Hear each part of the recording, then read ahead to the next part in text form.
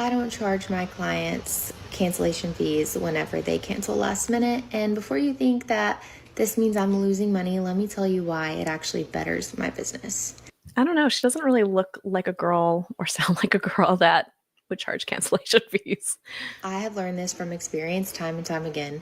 If I have somebody's credit card on file and they don't show up for their appointment, it's one thing to no show. That's just disrespectful. But if they have to cancel because they have an emergency, because something comes up, because whatever reason that they feel like is a good enough excuse to cancel and have to wait another 6 to 8 weeks to get in with me, that says a lot, right? So if I have a client that cancels on me 24, 48 hours ahead of time, I don't charge them because what usually happens is they end up getting pissed, right? They get mad.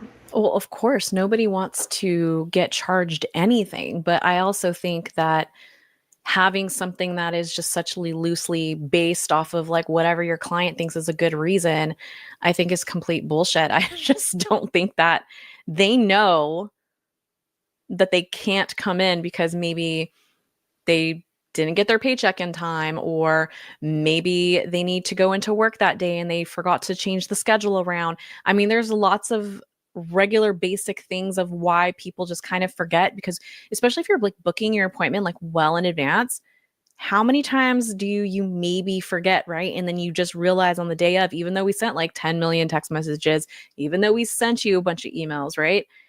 I don't know. I'm mad. I'm mad that I have to show up for work and then you just decide to like cancel on me last minute. Like that's not okay, you know? And there's going to be a lot of hairstylists that have the opinion of like, well, you should have like a wait list. And yeah, we do have wait lists. But just like everybody else, doing anything last minute sometimes is really difficult. So filling that spot is really, really hard, because even though you might have a wait list of like 10 people, the likelihood of one of those people fitting in that time is really minimal.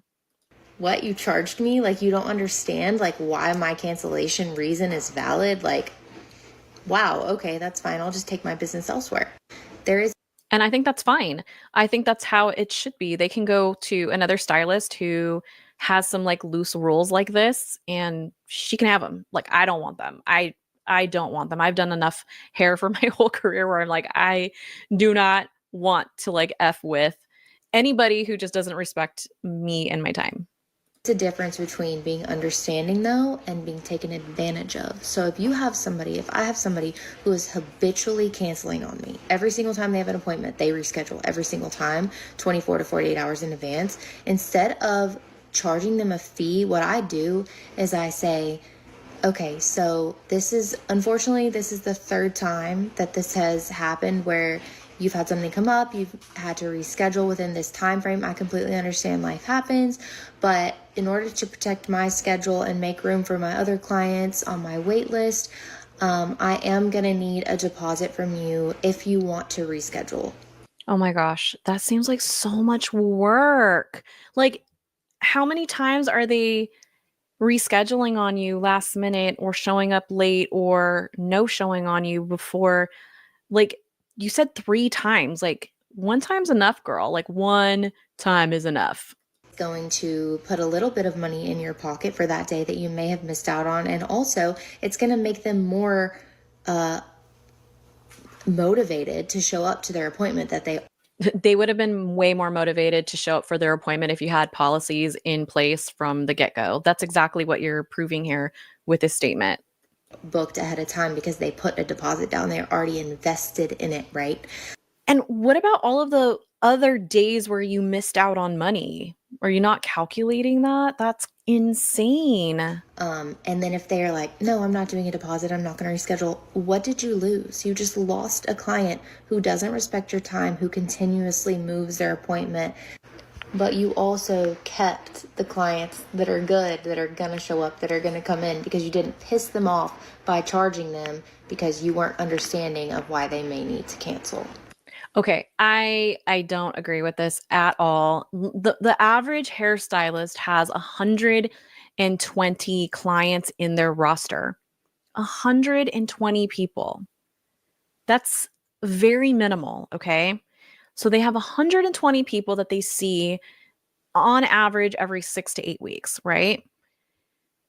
You mean to tell me out of the billions of people that are on this planet, the millions that probably reside in your area, right? The thousands, even if you're in a small town, you mean to tell me that you can't find the magic clients that actually respected your time from the get-go when you implemented the policy when they became your client in the first place?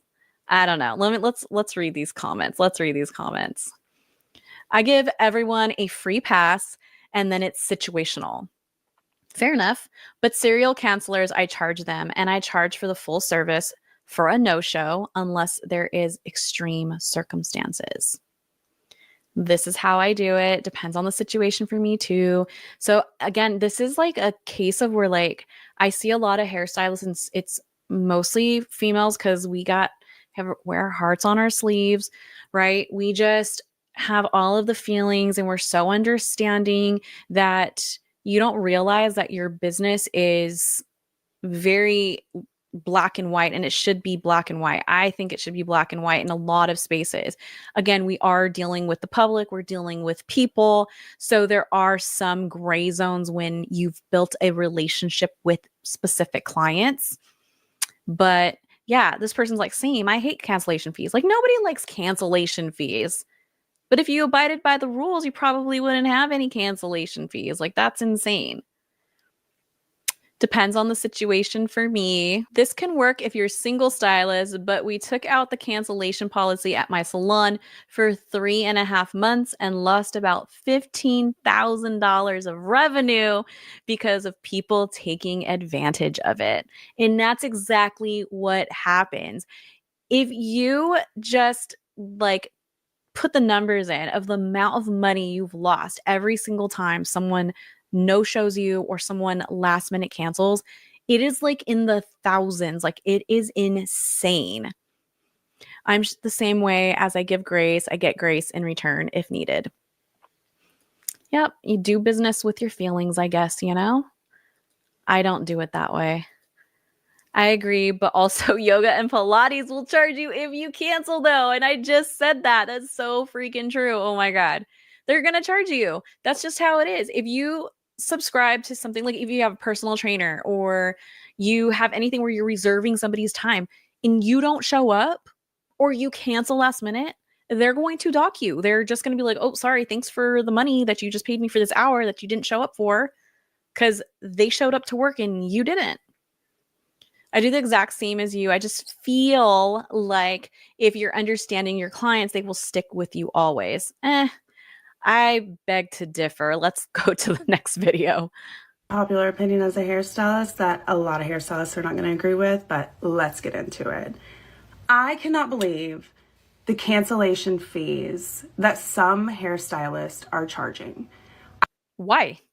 It's not your business. I had the sweetest new client yesterday that was so nervous about her hair appointment. And I'm like, what's going on? Like, why are you so scared to get your hair done? And I was expecting like someone fried my hair off, you know, some horror story. And she was like, no. She was like, 9 months ago, I was just mentally going through it as a mom. I was having a hard time. So my mother-in-law was like, book a hair appointment. So she booked a partial foil with a new hairstylist that required a deposit. And I think the deposit was like 120 or something like that. So my client goes to her hair appointment. She takes a wrong turn.